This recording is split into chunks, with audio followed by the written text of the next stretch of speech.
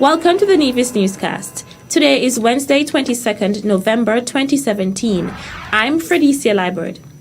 Earlier today at Hamilton Estate, an official ribbon-cutting ceremony took place to signal the commencement of the drilling operations for the geothermal test well. Deputy Premier and Cabinet-appointed Minister responsible for the geothermal project, the Honourable Mark Brantley, outlined the significance of the project.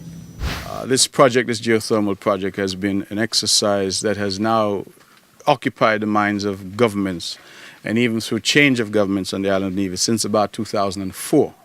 And so as we stand here today in November of 2017, we're talking about now 13 years that we have been trying to get to a point where we can move this project forward. I think the advantages of geothermal are well known. We're talking about clean energy, green energy, cheaper energy, and a renewable resource that really puts Nevis in a category of its own. If we can achieve what we intend to achieve here, it means that Nevis becomes fossil fuel free for this generation of electricity. It puts us really in a category of our own in the Caribbean and perhaps in the world in terms of being completely sustainable for our electricity supply. According to Brantley, a total of 6 locals have been employed on the project thus far. This is a resource given to us by God. It is a resource that is made available to us, and it is for us now to harness that for the benefit of the people of Nevis. I am not the Minister of Energy, of course, but the Cabinet, in its wisdom, decided to have me deal with this specific project because of my prior involvement in 2004 and continuing when this project originally started way back when. We have made, I think, considerable progress. I want to thank the SIDF that has provided some resources to bring us to this point. I want to thank Bruce, Dan, NREI, Thermal Energy Partners. I want to thank our drillers who have come, and I'm especially pleased that I was told this morning that 6 locals, 6 residents have been employed thus far on this project. And what that means is that we are going to have some transfer of skills. It means that these 6 youngsters who are here will now know about geothermal, know about drilling.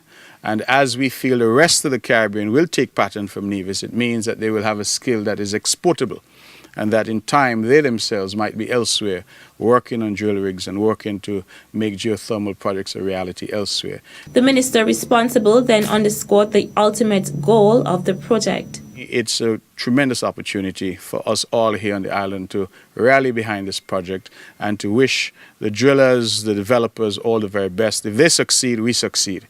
And if they succeed, we get cleaner, greener, cheaper energy. And that ultimately is what is important to us. We feel that geothermal will generate other activities, that other industries can develop around this because of the cheaper cost of electricity to us. And we feel that it definitely is going to give Nevis some bragging rights in terms of being able to say that we are the first in the region that has weaned itself off fossil fuels. The drilling of the test well is expected to be completed in 45 days. DOSEC Exploration Services LLC drilling contractors based in Salt Lake City, Utah, have been contracted by Nevis Renewable Energy International NREI to undertake the drilling process. The test well is projected to be 4,000 meters deep.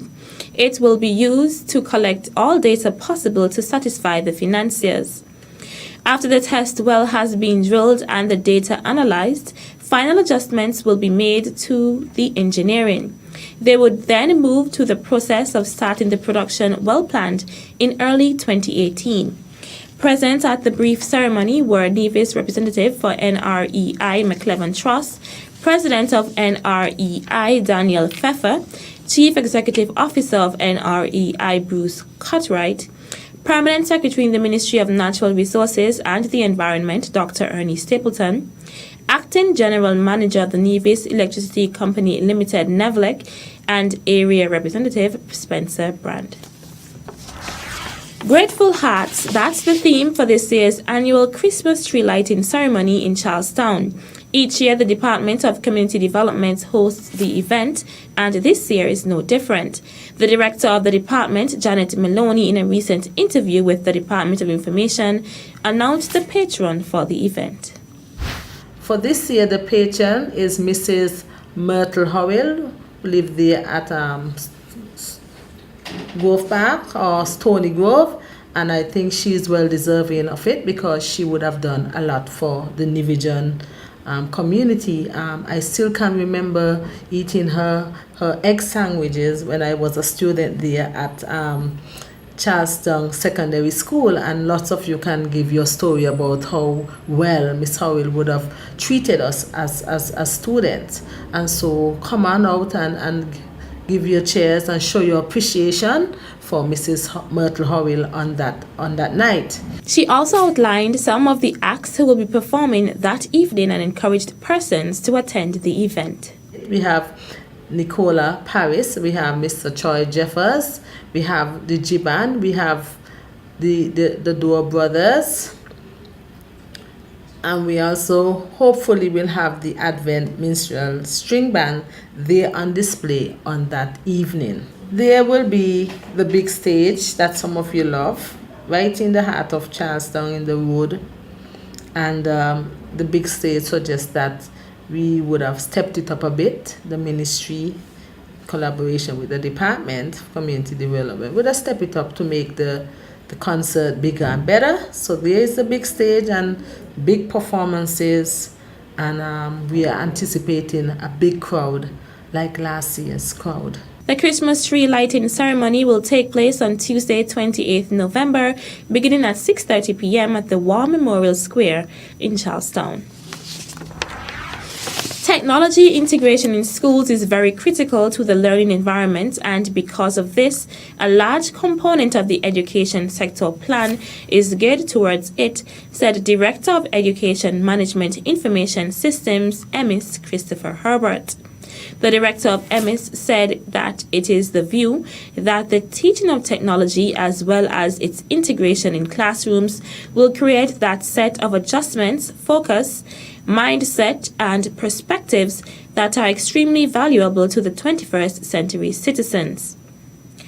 Making reference to subjects taught using technology, Herbert said that currently there is only a focus on information technology and electronic document preparation and management (EDPM). He did, however, mention that there is a strong embrace of technical and vocational education and training (TVET) in the education sector plan. Herbert said that an important aspect of technology integration is having teachers properly trained. He added that some time ago there was an initiative that sought to build capacity in teachers and that specific officers were trained specifically in the Microsoft Certified Educator Program. Still to come, Prime Minister the Honorable Dr. Timothy Harris calls for new and better approach to assisting in the Caribbean's development. The details when we return. This one is going out to the land of my birth, Green City, Nevis.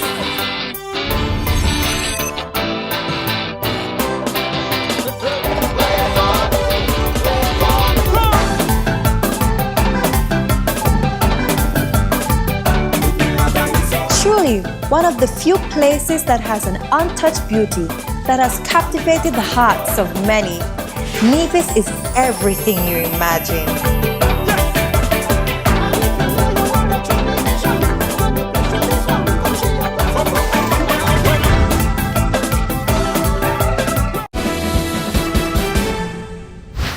Welcome back.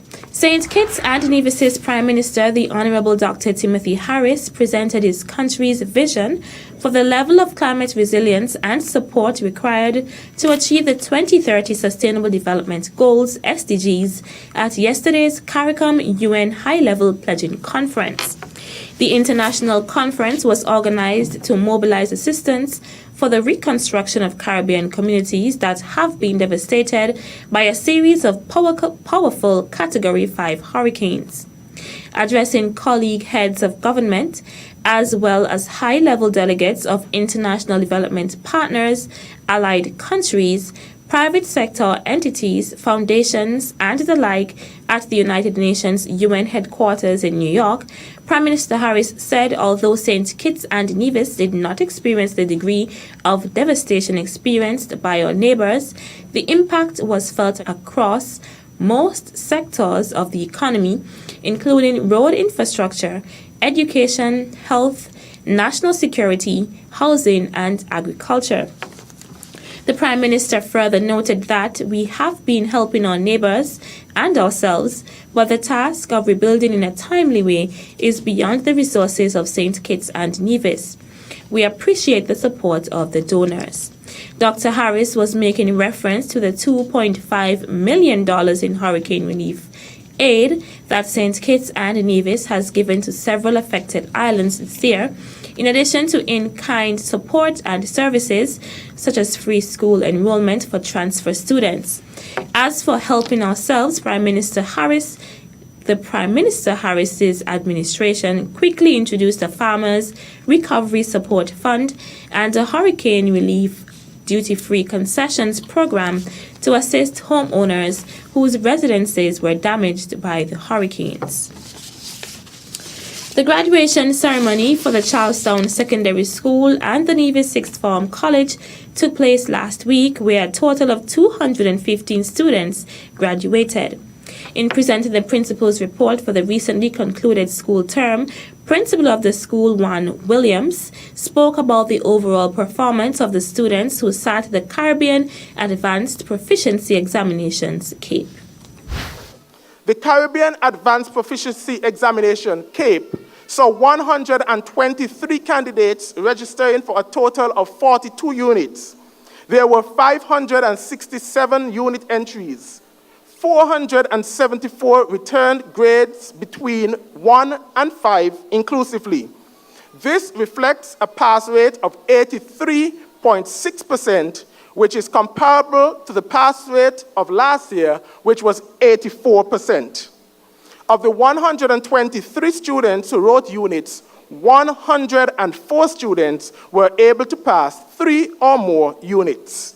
Williams made special mention of Cheslin Maloney, Cape valedictorian, for attaining 12 units with 7 grade 1s. He also made special mention of the salutatorian, Nicaila Tyson, who attained 12 units with 3 grade 1s. Williams also spoke about the performance in the Caribbean Secondary Education Certificate CSEC examinations. We entered 135 students sitting subjects in 28 disciplines. There were 922 subject entries. 768 of these returned grades 1 to 3, resulting in an 83.2 pass rate. This represents an increase of 2.7% over the previous year's result. The number of subjects passed ranged from 0 to 12. Of the 135 students, 132 students were successful in attaining at least one subject. This represents 98% of the students. He made special mention of valedictorian Mekibu Truss, who was unable to attend the ceremony. Truss secured 11 subject passes with 10 grade 1s. Special mention was also made of the salutatorian Gabriella Brantley, who attained 12 subject passes with 10 grade 1s. Principal Williams then spoke about the Caribbean Certificate of Secondary Level Competence, CCSLC, examinations.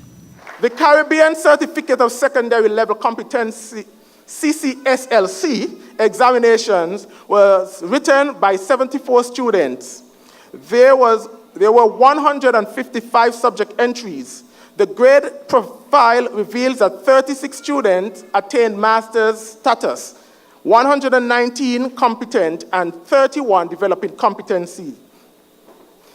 By this analysis, there was a pass rate of 83.3%. English received an 84% pass. Integrated science, 68. Mathematics, 87. Social studies, 85. Spanish, 100%. The teacher and students must be commended. The valedictorian, Monique Brown, attained a total of 5 subject passes. Special mention was also made of Jalen Smithen, who attained 4 subject passes. The graduation ceremony was held under the theme, Integrity, the Cornerstone of Character Building. That's it for this edition of the Nevis Newscast. On behalf of all of us here at the Department of Information, I'm Fredicia Liebert. Thank you for viewing.